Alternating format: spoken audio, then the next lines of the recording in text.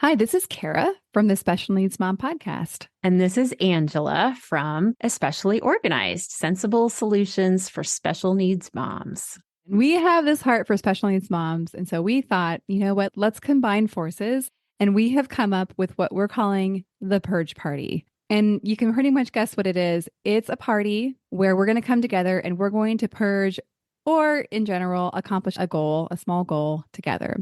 So we have set this for January 27th, starting at 8 o'clock for my Pacific Coast people. Which means 11 o'clock for all of you on the East Coast. So this is an opportunity. If you have something on your to-do list that has just been stuck there and you are wanting to move it up on the list, you're wanting to tackle, maybe it's a space or an area of your home or a category in your home that has just needed a little time and attention. This is your opportunity for you to be online with us while you work and have access for us to help you answer your questions, help guide you, and just serve you for those 2 hours. Yeah, exactly. And I think you can tell like what we've designed is just this very high level of support for that project that you just haven't been able to tackle on your own. The thing that we are envisioning is that you get to leave this purge party feeling so accomplished because you did the thing. You started the year off getting that thing done that you were stuck on last year. And so it's a momentum builder, if you will. You can go ahead and sign up. We have a link ready for you. And we are offering this for $40 for the whole experience. Absolutely. And we hope you'll join us. I think it's going to be really fun. It's going to be a great group of moms of special needs kids. So we all get each other. We all have an understanding of what it's like to have something on our to-do list, but just we haven't been able to tackle it yet. So I hope that you will join us. We're super excited to bring this to you, and we are thrilled to work with you. All right. We'll see you all there.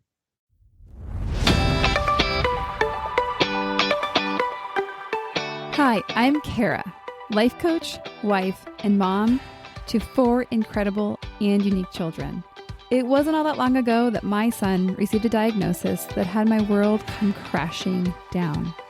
I lacked the ability to see past the circumstances, which felt impossible, and the dreams I once had for my life and family felt destroyed. Fast forward past many years of surviving and not at all thriving, and you'll see a mom who trusts that she can handle anything that comes her way and has access to the power and confidence that once felt so lacking. I created the Special Needs Mom podcast to create connection and community with moms who find themselves feeling trapped and with no one who really understands. My intention is to spark the flare of possibility in your own life and rekindle your ability to dream. This isn't a podcast about your special needs child. This is a podcast about you. If you are a mom who feels anxious, alone, or stuck, then you are in the right place. Welcome. Hello, and welcome back to the Special Needs Mom podcast. Welcome. I am so glad you're here. If you're new, welcome to this community. We're a community of moms that are striving to love where we're at, but also ask for more. I know that sounds a little like doesn't go together, oil and water, but it's not true. If you want to explore that, I invite you to a conversation. Today's guest is actually an interview I did before the summertime. So I got a little mixed up in my editorial calendar. This episode, for lots of different reasons, never got to air as it was intended. However, this conversation with Charmaine Fuller, who is our guest today, was so good. It's actually an episode because I had recorded it a while back. I couldn't exactly remember what we talked about. So as I went back to edit it, it was almost like I was getting to listen to it and listen to Charmaine in a way that was such a gift to me, especially at the point in my life that I'm listening to this episode. And so I think you're going to experience something similar. There's actually just so many nuggets of really wisdom here. Charmaine has been through a lot as a special needs mom, and she shares the story, she shares the journey here. And I love Charmaine because one, we laughed a lot in this episode. It was a really fun, spirited episode. But I think also as you learn her story more, you're going to learn that it hasn't always been fun. And that's why I think the lens at which she looks at the conversation that she brings, like the idea of planning and having a foundation and creating structure, is really easy to digest. And I hope you have the same experience I did, as laughing along with her, but also really thinking about how to apply what she was saying. Specifically at the end, she calls forth us to go do 3 things every day. We need to pay attention, listen up when that comes up, and take it on. Do the work. It's easy, and I think it will be rewarding. So when you hear Charmaine talk about something in the summer and you're like, wait, Kara, it's actually fall, the reason why is because I just got backed up a little bit. So it's not a big deal. There's no mistakes. Please feel free to reach out to Charmaine and thank her for her contribution to this podcast and to this community. Let me give you a little bit more of a background on Charmaine. She calls herself a life strategist with The Charmed Life. This is her business. So she guides entrepreneurial moms with children with special needs. She likes to work in the area of achieving more in time, energy, and focus in their both professional and personal life. She has been a parent mentor and advocate for other special needs moms, as well as a certified life coach. Maybe that's why I like what she says so much. When Charmaine isn't helping other entrepreneurial mamas slay their life, she's hanging with her family, playing with her plants, and catching up on her favorite shows. And so please welcome Charmaine. Charmaine, welcome to the show. Just from our brief early conversation, I know we're going to have a very power-packed chat. Thank you so much for coming on today. Thank you for having me. I appreciate it. Okay, let's give our listeners a little bit more context. So you come to us as both somebody who's serving special needs moms, but you are a special needs mom yourself. So I would love to hear a little bit about your experience as a special needs mom, your journey, kind of just your day to day. So I'm an OG special needs mom because my oldest is 20. So I will have to gladly say, for those of you who are in the struggle and are just getting started, trust, believe, and understand that it is so much better than it was 20 years ago. So when we started out, there was not a lot of resources. Day to day has gotten so much easier for us because my kids are older, and it has taken us time and patience to build the systems so that they can thrive. And they're ever changing because as they grow, even my daughter that's 20, she's not a typical 20-year-old. So we just cannot give her like $100 and tell her to, go have a great time. There have to be boundaries, parameters. It's kind of like parenting a 14 or 15-year-old now and working with her. So we have to remember oh my God, she's 20, but cognitively she's not 20. So we have to sometimes pull back, things of that nature. And then, so for her, it's like parenting a 14 or 15-year-old. There's the attitude that sometimes goes now where she doesn't feel like she has to do anything in the house.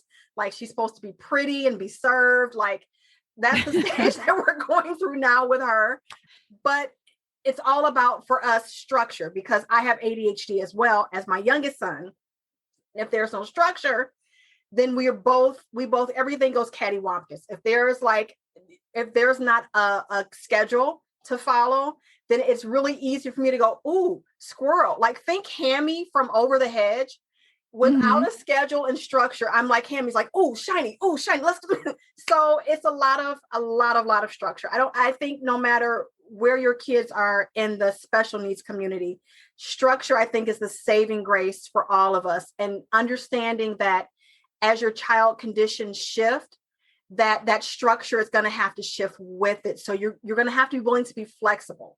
I always say, as soon as you get used to one thing is when they have a growth spurt or there's some sort of transition and the thing that you knew changes. And so now you have to jump up on your toes and shift with that to bring things back to a state of equilibrium.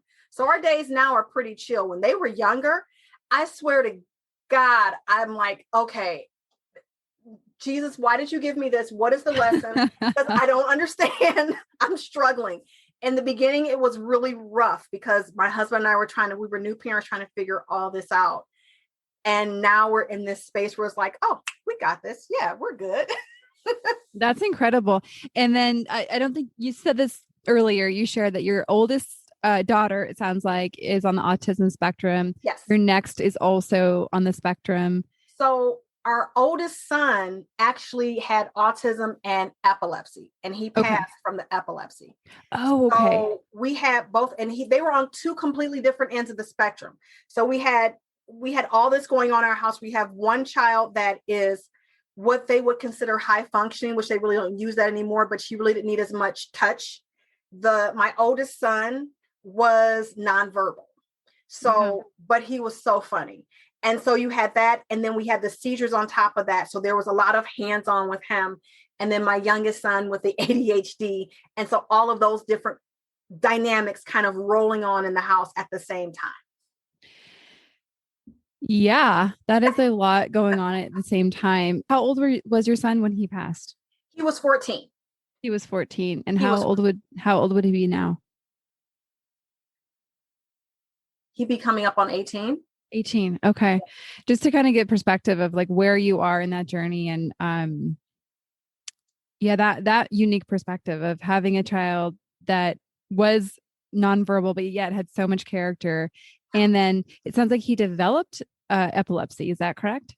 Or he always had? He developed it when he was about 3. It started with a febrile seizure, and then it just carried on and took on a life of its own from there.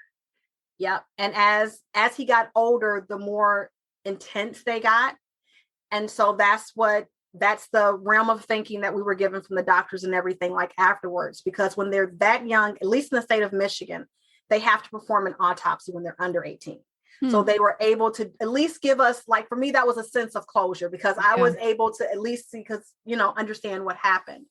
But he had those going on, and it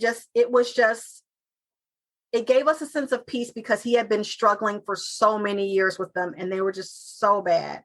And he had been hurt so many times to where it was like, okay, like when he passed, it wasn't that we were in a state of too much shock, because it was like, he's not suffering anymore. Like, those pieces there.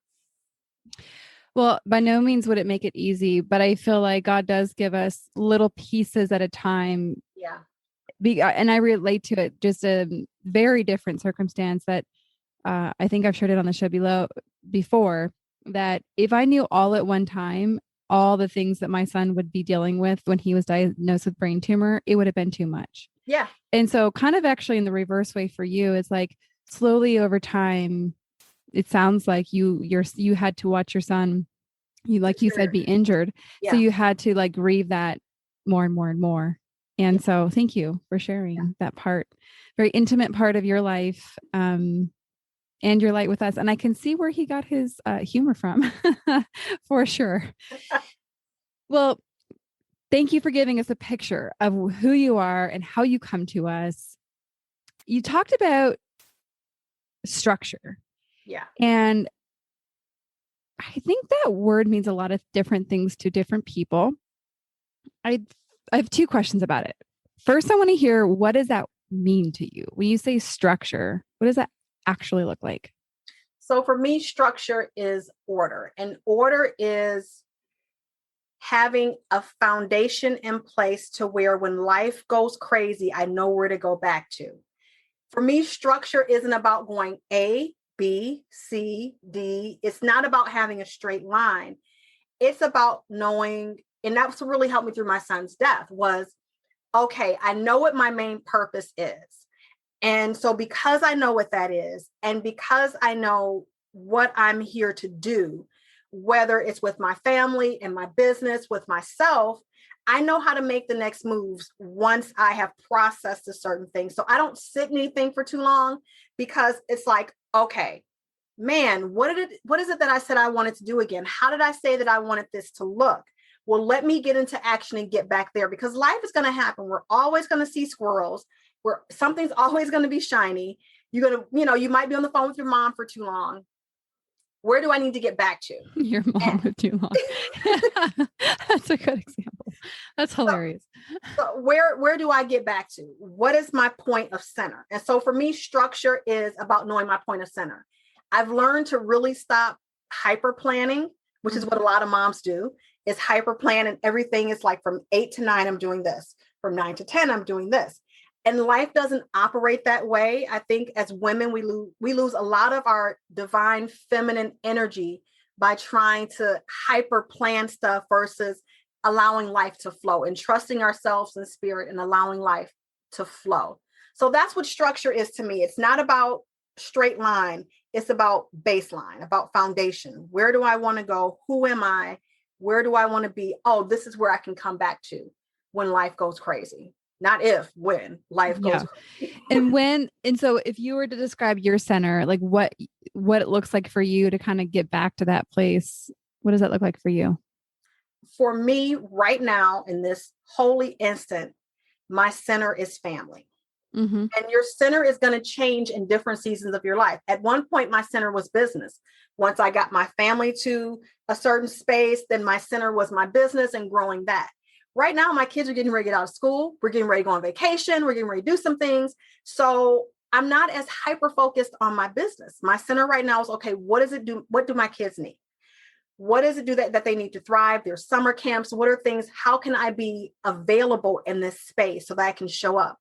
Yeah, I have business stuff to do, but that's not really my center, my locus of, that's not really my focus point for that right now.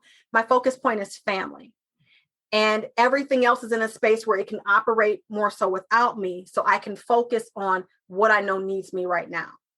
And ebbing, and I know when school starts back up again, after about September, October, I'll be able to ebb into something else, and something else will be my center. I think a lot of women, because we're talking women, get caught up in like, okay, this is my goal for the year and I have to stay there. And if I don't stay there, then I'm not focused enough. And it's like, your life ebbs and flows. So are you saying you're going to forget your kids and just focus on this one goal because you're determined? Like, that stresses you out, because as a mom, I don't care what I say about my business. I'm always going back to my babies. So, and then that would stress me out, because like, oh my God, my business was supposed to be my focus. And it's like, Charmaine, were you going to like let your kids suffer? Or like, you can always come back to that. So I think we have to understand that ebb and flow. Yeah, it's interesting. I think it's holding space for the both and of having that plan, yet also the flexibility. It's interesting. I actually do love doing an hour by hour, sometimes half an hour or 15-minute by 15-minute schedule. Yes. For me, it helps my brain realize we're fine. We have everything figured out. Do I always, execute perfectly? Definitely not, because we know that that's just kind of the way it works. Yeah. But I relate it to like, it's how I do my budget, right? Like I decided in the beginning of the month what I'm going to spend on what. And then, as new registrations come up for kids sports that I didn't plan on, I take from one pot to the other, but it all works out in the end. Or mom, I forgot. What's that? Mom, I forgot to tell you about this. Oh yeah, exactly. Right. Like all these things coming up throughout the entire month, but yet I can say, okay, well, cool. Like I will steal a little bit of money from the Christmas fund that we're saving up for, whatever it is. Right. But so I look at my schedule like that a little bit. And so I wonder, so what I notice though, is that people resist structure. Moms resist structure. It feels hard. Yeah. So I want to know what you think about that and why you think moms resist it. So think about it like the word balance. Most of the times when you say balance to the word balance to a mom, they automatically freak out because balance has been presented to us as all things perfect, which balance isn't that. I mean, even our tires aren't always balanced on your car at the same PSI. If balance isn't necessarily about all things equal, but it's about being able to add strength and stability to an area when it needs it, and being able to support the whole. I feel the same for stability. When I talk to most moms about schedules, that freaks them out because, again, we have to step into our divine feminine and we have to just say, I am a girl and I'm proud of that. And I'm ready to like embrace all those emotions. But it's not about, again, 9 o'clock, 10 o'clock, 10 o'clock, 11 o'clock, 11 o'clock, 12 o'clock. When you say structure to most women, they think of it from that masculine point. of everything has to line up perfectly. But in the world of momming and in life in general, stability and structure is not about a straight line. It's just about adding strength to any situation that you're in and being able to go and flow with it. That doesn't mean that you don't have a plan or a schedule. It just means that versus scheduling everything back to back, you go, okay, I'm dropping the kids off. Here's a perfect example: before and after school pickup, which is hell on wheels. It sure is. You know that it takes you about, depending on where your child's school is. Sorry, hold on. Hell on wheels. That exactly describes what is happening in my minivan. Yes. Okay, sorry. Keep going. So what happens is that before and after school pickup, like in my case, it takes me about 30 minutes to get to my son's school. So if he gets out at 3, I can't show up there at 3. Otherwise, I will not get a parking space, or I will be so far back in the pickup line that we'll be there forever. So I can't leave at 3. I have to leave at 2:15, 2:30, right? And then so I have to go, and then I have to sit there, and I'm waiting for like 30, 45 minutes until he gets out of school. And then it takes me another 15 to 30 minutes, depending on the weather and how everybody is feeling that day, for me just to get out of the line. And then we have to travel back home. Now that's not how most people think about it. They go, okay, so they get out at 3, and so we'll be back home in 30 minutes. They don't take into account the energy and the time that it takes to do all of the steps before and after drop off and pick up. And they don't account for, when you come home from dropping your kid off at school, do you feel like starting work? No, you have to decompress from the craziness of the parking lot and traffic. And that's another 30 to 45 minutes. We don't account for the energy that it takes for us to do a thing. So what happens is when someone talks about planning or structure, we freak out because we're already overextending ourselves energetically. That's the freak out. So you think that people think it's like they're adding on to what they're already doing when they think about adding in structure and planning. So it feels hard. It feels hard because they're adding too much. They're trying to do too much in a short amount of time. They're not leaving space for life to happen. So when you pack it that tight, you're not accounting for there's an accident on the expressway on your way home from dropping your kid off. And you're like, oh man, I've got an appointment at 10 and it's like 9:45. And so now you're stressed out, and you're not able, versus going, okay, before and after school pickup, I'll have to make that appointment for 11. And it'll give you space. I mean, it's better to have space than to be crunched against the clock. And that's why a lot of moms have this issue of always saying like, it feels like I don't have enough time. It feels like I have to do like all of these different things, and there's not enough time to do them in. And it's like, you're putting too much on yourself in the time that you have. I think as moms, what we tend to not realize is the energy that it takes to do what we do. We just do it. And we just we don't think of it in terms of energy. Stop thinking of it in terms of time, but in terms of energy. How much energy do I have to give to this thing? Like if it's a doctor's appointment, I know when my kids were younger, the energy for a doctor's appointment and getting them dressed and somebody's taking a shoe off and you have to go back and put it, like the energy of that. Okay, I'm not doing anything after that. Like I'm going to sit down. I'm going to grab a glass of wine or something. I have to unwind after, like I'm wound up, tighter than a watch. And we don't consider that. And so when I say, okay, it's time to put some structure, they're like, oh no, I don't, I like to flow. I don't want to do a planner. And it's like, you're not flowing now. You're stressed out now. So obviously structure would help you, because flow really isn't, the type of flow you're doing is not helping you. Those types of things is what kind of keeps us stuck.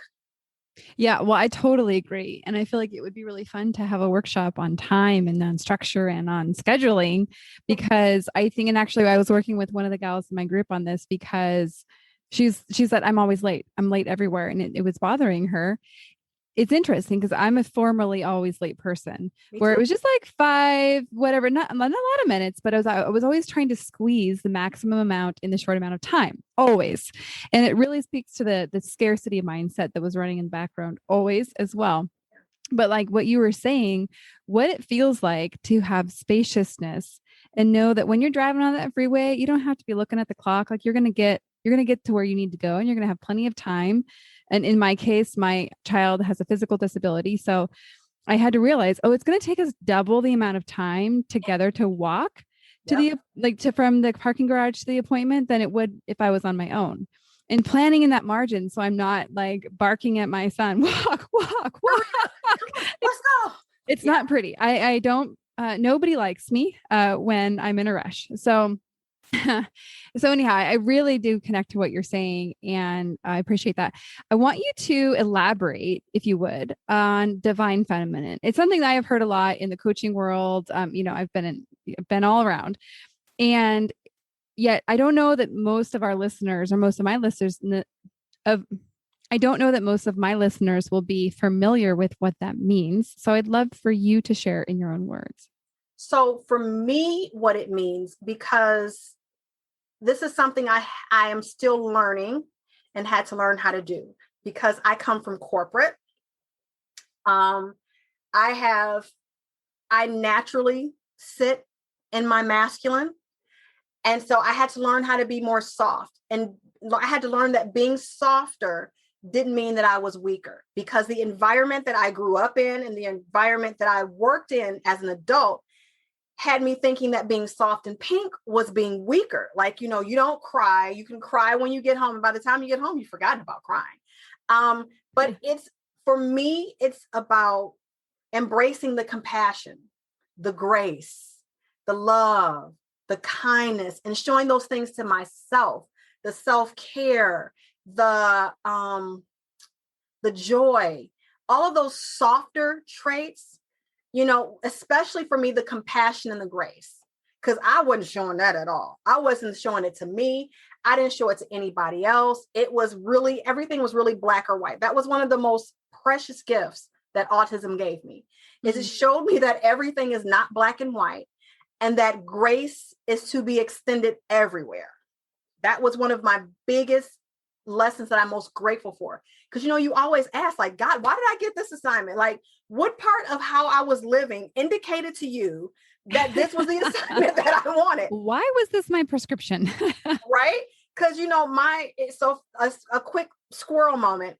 My thing was, I'm going to get married. I'm going to have these kids. I'm going to get a nanny, and I'm going to climb the corporate ladder. Like, bump these kids. I'm going to have them because we want legacy, right? But they're going to have a nanny, and I'm not going to do anything, but I'm going to work. So I can God was like, yeah, you're so funny. I've got you. And this is what I was blessed with. And it forced me to slow down and to trust myself. The divine feminine is about trusting ourselves. Because so often as women, we're told, okay, well, you're crazy. You're not thinking right. You're being extra about this, And so we're always doubting ourselves, because the world is always giving us an opportunity to doubt our inner voice. And so that divine feminine is about, what spirit, your spirit is telling you. You know that. You've just been led to believe for so long that you weren't good enough, that you're always late, that you're all these negative things. But wait a minute. Those are things that you've done. That's not who you are. And it helps you to step more into that piece. So that's what it is for me. Thank you for elaborating on that. It's a beautiful description. And it's interesting because I came from a very male dominated kind of construction based industry. I look back at my prior self, and I was exactly what you were describing. I was also trying to compensate for being a woman. So being extra hard and extra all the things. Definitely brought none of my femininity into my profession, and I scared a lot of people as a result. I got a lot done, and I climbed up the ladder, but I definitely it wasn't soft. Let's put it that way. B word a lot.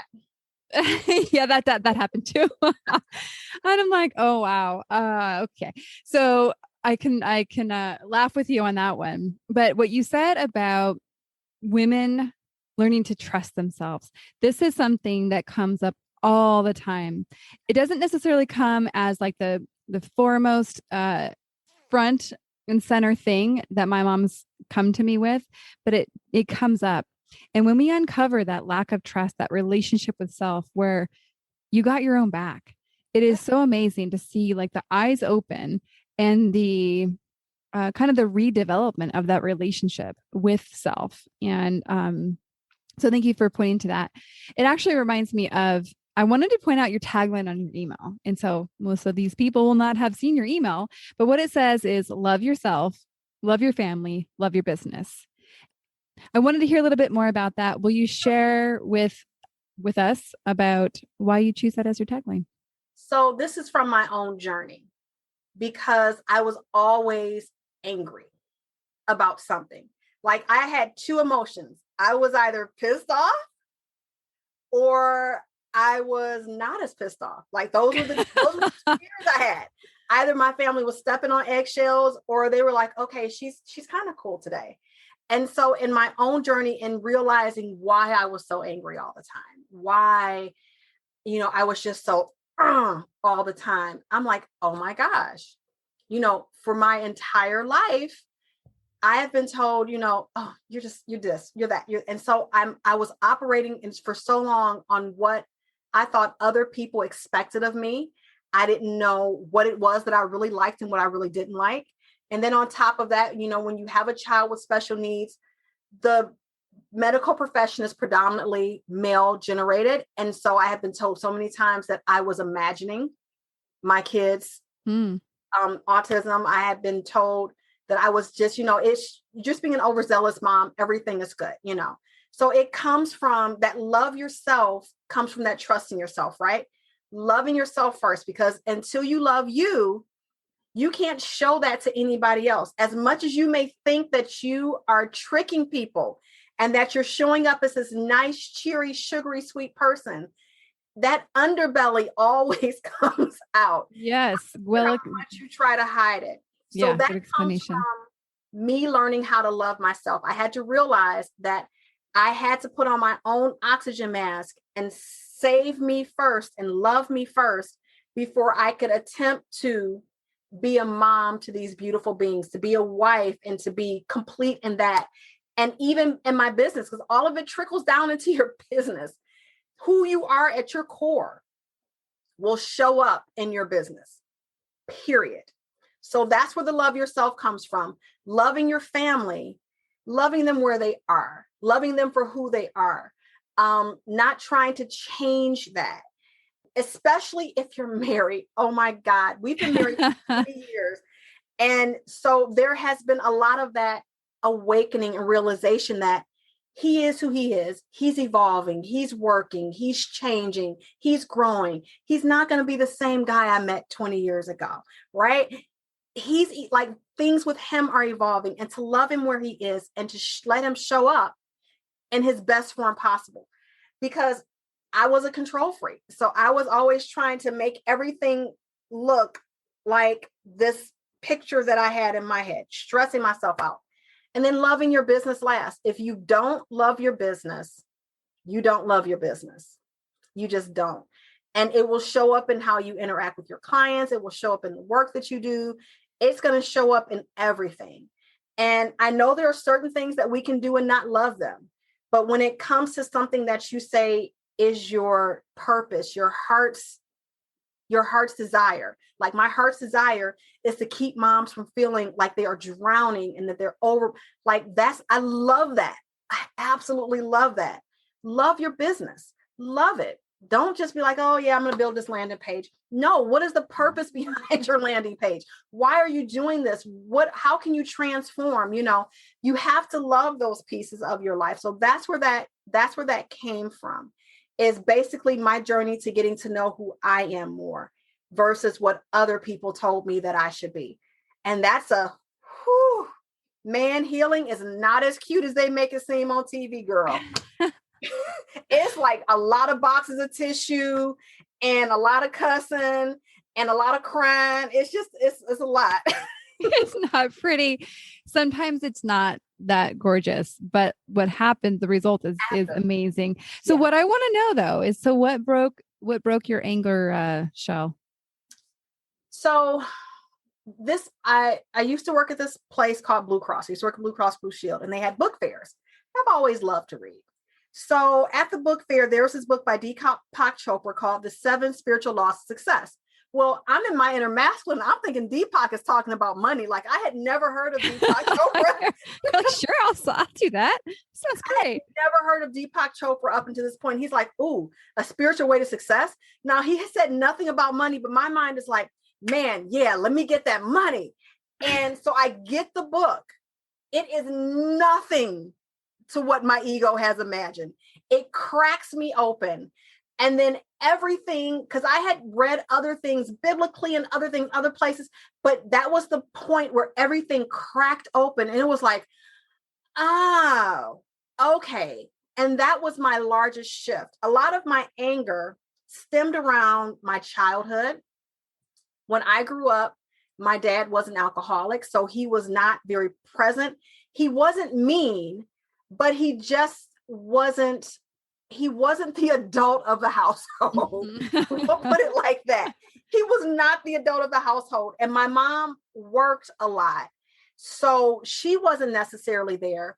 And so as a kid, I had to take care of myself as a kid. And so that set me up for this space of, I can't trust anybody.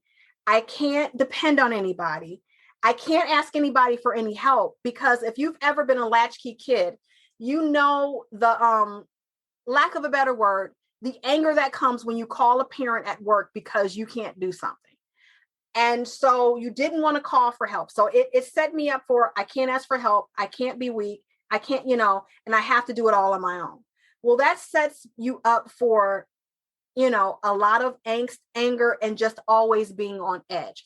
And I don't blame my parents. Like, my mom did the best that she could because she had to provide, because at the time, my dad was not mentally or emotionally available at that particular time. Thankfully, he's showing up for his grandkids in a way that he's never showed up for me. So I'm grateful for that space, but I understand he was dealing with his own demons. So you have these, and then that made me more compassionate to myself as a parent. Like, oh my God, that's what parenting is. Your children mirror the demons that you have not yet conquered. And so that's all parenting is, and demons, for lack of a better word, the traumas or things that you haven't dealt with. And you have this wonderful opportunity through your children to either deal with those traumas, heal them, take care of them, or to just keep being traumatized. And for some people, they can see that, oh my gosh, let me do this. And others, they find ways to numb that and kind of check out, But that was the breaking point for me. The anger came from always feeling like I was alone, that I had to do it alone, and that nobody had my back, when that was the complete opposite of what was going on. Like, it was just the stories, because I had never been able to get out of my own head. That's one of the things with the ADHD, is that I can take a story and I can run with it. So I've had to learn how to actually go to people and have the tough conversations. Like, I never had to have the tough conversations because there was nobody to have them. That's so sad. Why are we laughing? But we have to laugh sometimes at these things. Right? Exactly. And so I had to learn how to communicate. Like, that was one of the things too, is I learned how to communicate with people, because it showed up everywhere. It showed up in my family. It showed up in my business. It showed up everywhere. All the stuff that you think you have packed away and nobody can see, it's showing up. You may think it's something external. It's not. It's you, boo. It's not what's going on. It is you. That is true. I feel like so many people, I know this is so true for myself. It's a little cringe worthy when I look back to realize the place that I was at was exactly what you're just saying. When you think it's everybody else is the problem. Everybody else is what they are. But then you realize that it is actually, yeah. I want to hear a little bit about what it's like for you to receive help now, coming from what you've just shared with us. It is so freeing now. Oh my God. I wish I had been doing it like 20 years earlier. So just to give you a picture kind of what that looked like. When my husband and I first got married, I didn't ask him to do anything, but then I would bitch because he didn't do anything. But I really didn't want him to do anything because I wanted to do it all on my own because I was the only one that could do it. But then I was mad because everybody else wasn't doing anything. Does that make sense? It makes so much sense. And I feel like I love the way that you explained that, because it was like exactly how your head was thinking. And it like, and you exploited like the nonsensical nature of it, which is great. Right. So now it's a space of, we have this open communication. For instance, my daughter has summer camp coming up. And I said, hey, babe, I need you to drop her off on Tuesdays. I can pick her up. And on Thursdays, you could pick her up and I can drop her off. He's like, okay. Like, that's one of the things I tell moms is like 98.999% of the time, your team wants to help you. However, they don't know where they need to help you at. They don't know what you need. And then even if they try to help you, you tell them, no, that's okay. I got it. And so then nobody helps you. And then you're upset because nobody is helping you, but nobody knows where you need to be helped at. And you're not letting anybody in. And again, that comes from trusting yourself. You know, I didn't trust myself. So I sure sugar wasn't going to trust anybody else to do it. And so I just stayed in that little tiny box. Now it is so freeing to not have to be the go-to parent. Like that is, that is freeing. The piece of, I don't do laundry anymore. That was the first thing I actually got rid of when I started going for help. Because I said, I'm not doing everybody's laundry. Like literally, there were 5 people in my house. I was doing laundry every flipping day.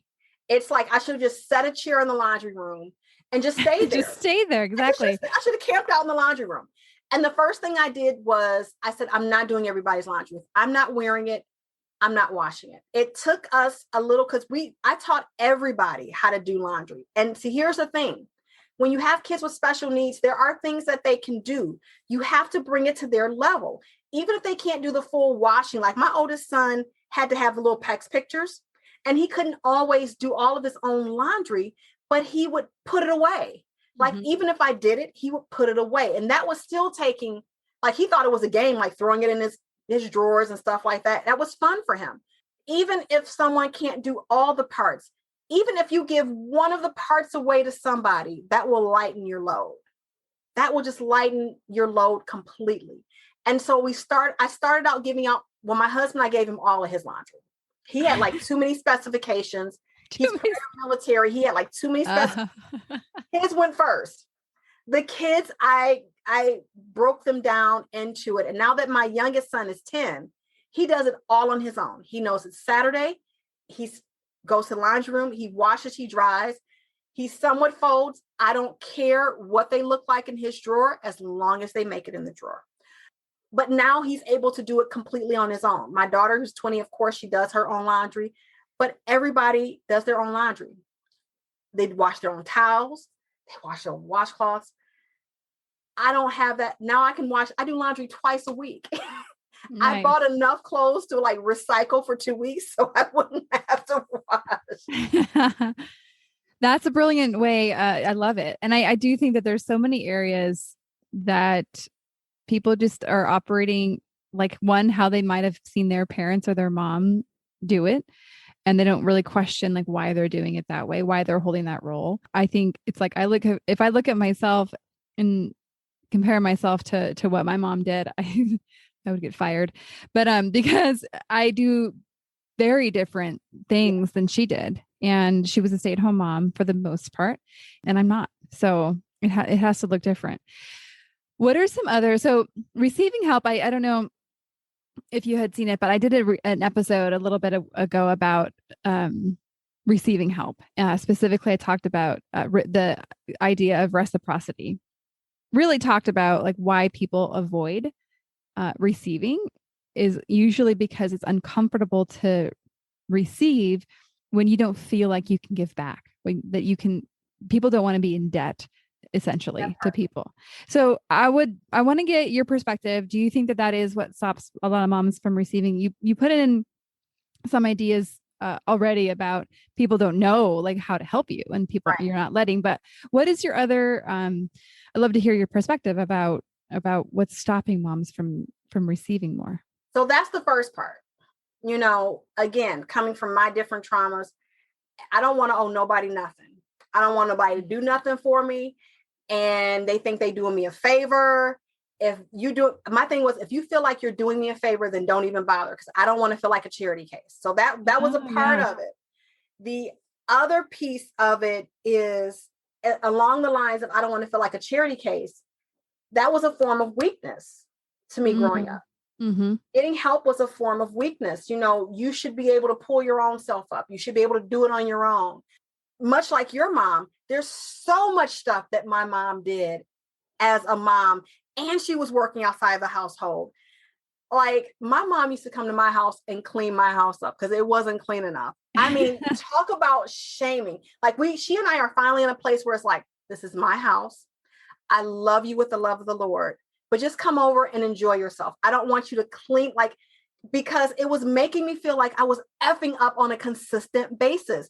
And that was like a way of, I know you don't need any help, but I'm going to help you. It's like, no, don't do that to me. So, you have only a mom could come over and do that without, right? Or would, I should say. So there are all of these dynamics in play, but the biggest piece for me was I didn't want to appear weak. Yeah. I didn't want to appear like I couldn't be a good mom. Like, for some reason, my worthiness as a mom was tied into how much I could do all by myself. When in honesty, that's not how it works.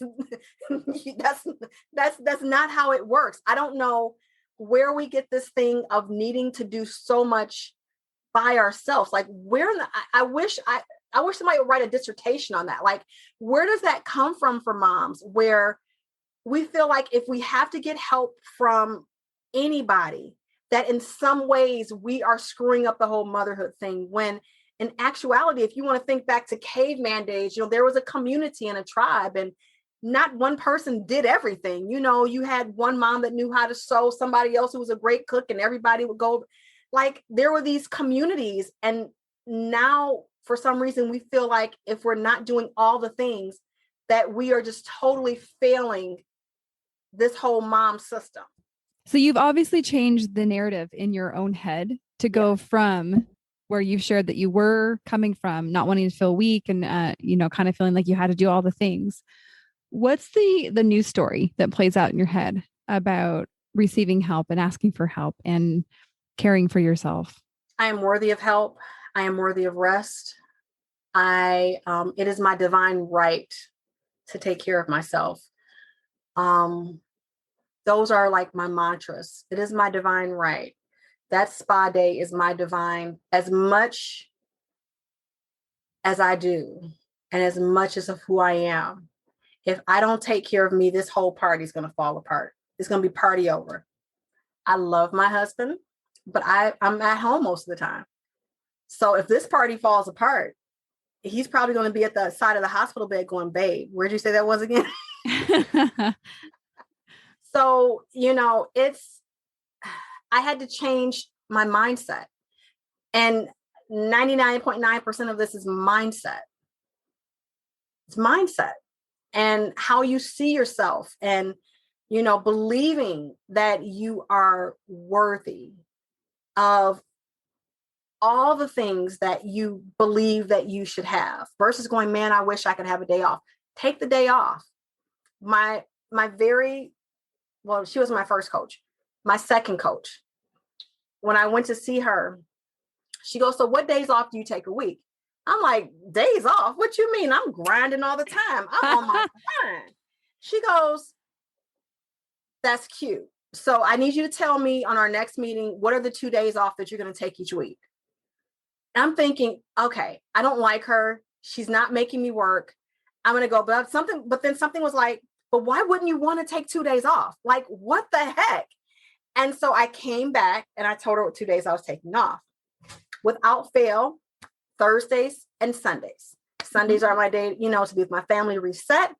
Thursdays are my day to lay in my bed, look at my toes, watch TV, watch Queen of the South, catch up on anything else I need to catch up on, and just go get a massage, go take myself out to lunch, do anything that it is that I feel like I need to do to come back to a space of center. I've just added in taking weekends away every quarter. Ooh, I love that. I've been contemplating some stuff like that. And just going away for a weekend once a quarter. My next one is this October. And just how you're able to show up differently for your business, for your family. It's from a space of renewal, because anybody that has a kid that talks a lot or just requires a lot of work, there goes a point where you're like, oh my God, I'm so grateful for them. And, this is, my heart is in this to, oh my God, I need to get out. Like if they don't shut up, or I hope this thing doesn't go off. You go from being okay with it to like, I'm going to blow this joint. Like before I know here, so many moms are going to so feel you right now. Blow this joint. That might have to be the name of this episode. It used to be at least once a month. I would sit in my shower and I would contemplate packing up all my stuff, taking the vacation credit card that we have, and just like disappearing for a week and like maxing that card out like in Mexico or something like that. Like at least once a month, I would contemplate that. And it's like, it's not supposed to get that hectic where just about every month, every 4 weeks, I'm contemplating leaving my family. Like the running joke was, I told my husband, if we get divorced, you're getting the kids. Like, you got them. They're yours. I won't even fight you for them. They're yours. But just needing that, giving ourselves that space. It's a lot to be a mom. Oh my God. And whether you work outside the home or inside the home, or you do I do a combination of the both. Mama, give yourself some grace. I want to give everybody an assignment every night. Write down at least 3 things that you are proud of yourself for. At least you got them. Whether that was cooking dinner, that you didn't yell at somebody, that you were on time to something, whatever that is. Tell yourself 3 things that you're proud of yourself for. We spend so much time beating ourselves up over what we didn't do. Oh my God, it's the end of the day. I still have so many things on my list. Okay, but what did you get accomplished? Like, what did you do? For a pure year, I celebrated making dinner and not being upset about making dinner. Like that was a victory for me to actually find the joy in nourishing and cooking for my family. Now I actually enjoy cooking, kind of, but at least it's not like, oh man, didn't y'all eat yesterday? Can we make peanut butter and jelly? Like mommy really doesn't, So it's shifted. And now it's even shifted to where my kids are interested in the kitchen. So now I don't cook on Saturdays and Sundays because my kids cook. It's not always great, but I'm not cooking. That's how I feel. My husband does a lot of our cooking. I hope he doesn't listen to this. And so it's not amazing, but you know what? I'm not cooking it. So I'm super thrilled. I'll basically eat anything as long as I didn't have to cook it.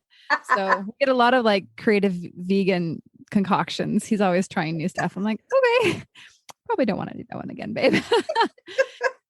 Okay, Charmaine, there's, it's like, I want to drill down a little deeper in so many areas, but I don't know that we have time for that. And so thank you so much for your realness. Right. And like, we get to see, like, I think you've showed us like the before and afters as far as where you're coming from now, but also not painting this like, oh, it's always been so great and easy.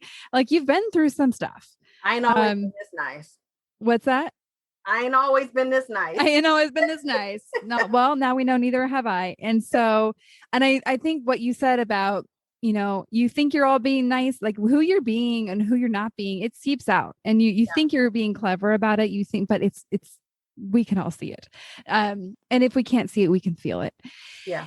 Just thank you for the energy that you brought to this conversation, the perspective of loving yourself, not loving yourself as this like idol. I think that a lot of people get caught up on that in the sense of like, oh my gosh, I can't do that. I don't want to be egotistical. I don't want to be egomaniac. Yeah, that's not what we're talking about. And so if you get stuck there, that's where we need to have a conversation. And so loving yourself is not about idolizing yourself. It's a completely different conversation. And so, Charmaine, any closing words as we close out this episode? Mama, trust yourself. Show yourself compassion. Be proud of where you are in this moment. Where you are is based on the knowledge set and the skill set of things that you have right now. Don't beat yourself up for that. Don't. We need to get rid of this whole guilt thing. You know what you know. You do what you do. You either shift it or keep doing the same thing. Like that's it. We absolutely, in the motherhood community, there needs to be a lot more grace and compassion. Period. Hear, hear. 2 cheers for that. And I think that if you and I join forces and create the army of women having the same conversation, I believe that the experience of motherhood will go back to being joyful and peace-filled. And as a byproduct, these children will be loved on really well. So thank you so much. Thank you for having me. I appreciate it. This was so much fun. I love doing things where I can giggle. I love giggling. I know we got to laugh a lot. All right. Well, we'll see you guys on the next episode. One more thing before we officially wrap up this show. Sometimes when I'm listening to podcasts, I have the experience of wanting more. I'm listening at the very end thinking, I sure wish that episode didn't end. I invite you, if you feel in any way the same way, I invite you to the Special Needs Mom podcast community, which is a free group that I host on Facebook, where we as a community of fellow moms who listen to this podcast and are experiencing life in similar shoes, get to talk to one another, get to share stories, get to actually interact. I hope you'll consider joining. See you over there.